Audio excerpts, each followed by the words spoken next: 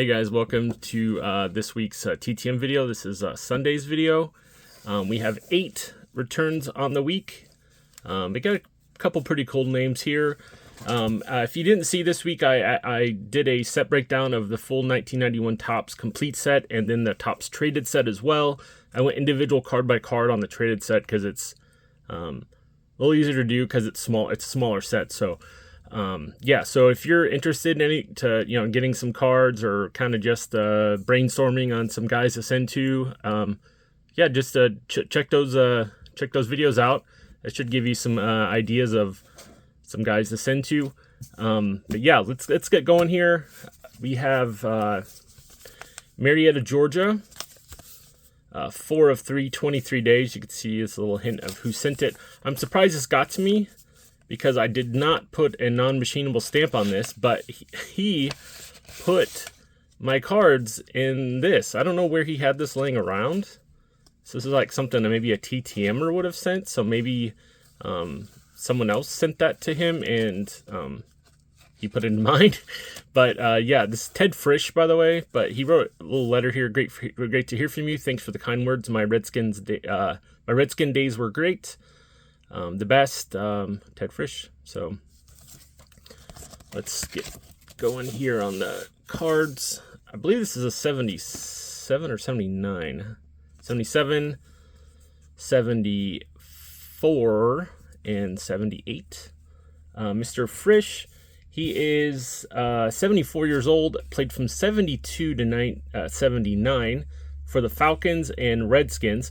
His father, Ted Sr., played in the 1940s for the Green Bay Packers, and he played college at St. Norbert College in Wisconsin, which I never heard of before, but actually the Packers play their training have their training camp there every year ever since like the 50s. So yeah, interesting little note there. St. Norbert College plays in D3 now, but I don't know what they would have played back in the 60s or early 70s.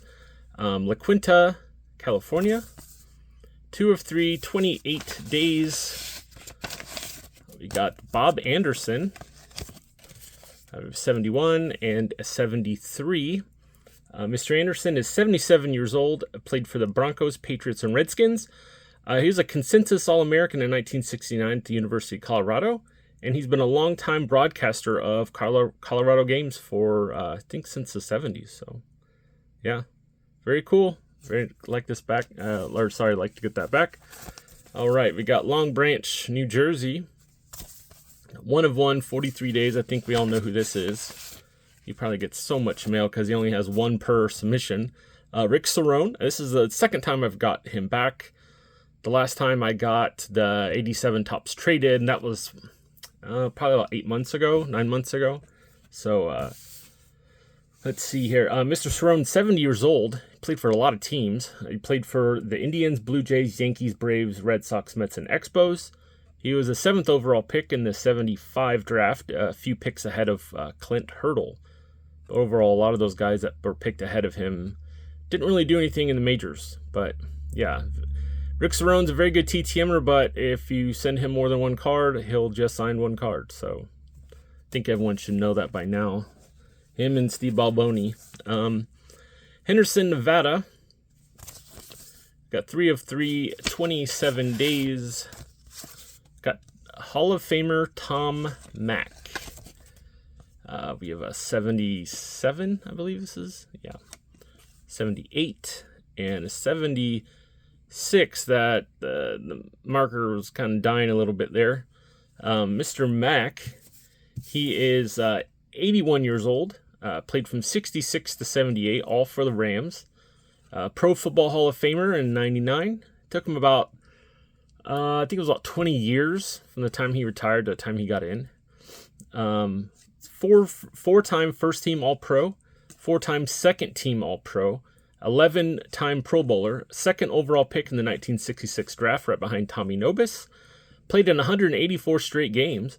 And in his career, he had a win-loss record of 129, 48, and 7. Those Rams teams he was on were nutty. That's back at like Merlin Olsen and all those guys. All right, we got Delmar, California. 3 of 3, 28 days. I don't know if Delmar was kind of a fire. I'm going to guess that's probably somewhere fancy. So I don't know if the California wildfires were hit them, but we got Rolf Benirschke. We have a 78, an 82, and an 83, which you guys know I love this set. I try to get as many 83 tops as I can signed. This is kind of an odd photo too. Mr. Benirschke was 70 years old. Played for the Chargers from 77 to 86. Pro Bowler in 1982. NFL Man of the Year in 1983. I think it's because he does Crohn's disease, I believe, or colitis or something like that he deals with, and he does a lot of charity work with for that for people who have that.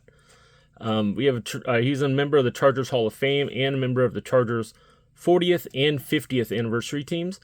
For 6 months there, he hosted the daytime version of the Wheel of Fortune game show back when Pat Sajak left to host a Pat Sajak show, which lasted very short time. But yeah, so that's a little interesting tidbit there. But yeah, so I was really happy to get this back because it just seems like he's kind of not super difficult to get, but he does go periods where he doesn't sign anything at all. So I got Powder Springs, Georgia. By the way, if you have any questions about addresses, go to Sports Card Forum. That's where I have these logged. My username is SweetBob. So with these like this, you can see where I have sent this. I just do this now because I had an issue about a month ago at this point where the post office sent my signed cards back to Charlie Joyner. And so Charlie Joyner actually put his own stamps and everything on it to send them back to me. So I don't want that to happen anymore. So I think this might solve it to the most part. Maybe they'll forward it and then I'll get charged, which whatever, I'm fine with. But 2 of 2, 14 days. This is very special to me. Tony Delk.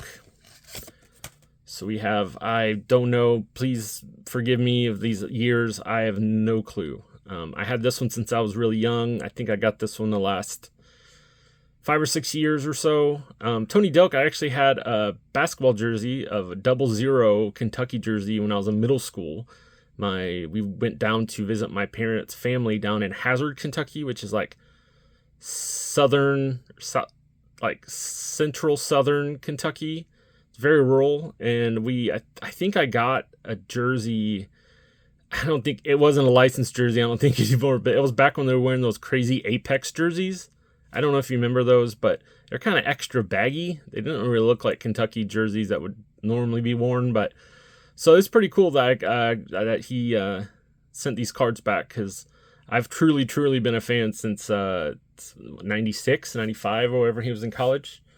So yeah, so Tony Delk played from 96 to 2006 in the NBA. Played for the Hornets, Warriors, Kings, Suns, Celtics, Mavs, and Hawks and Pistons. And after that, he played 2 years overseas.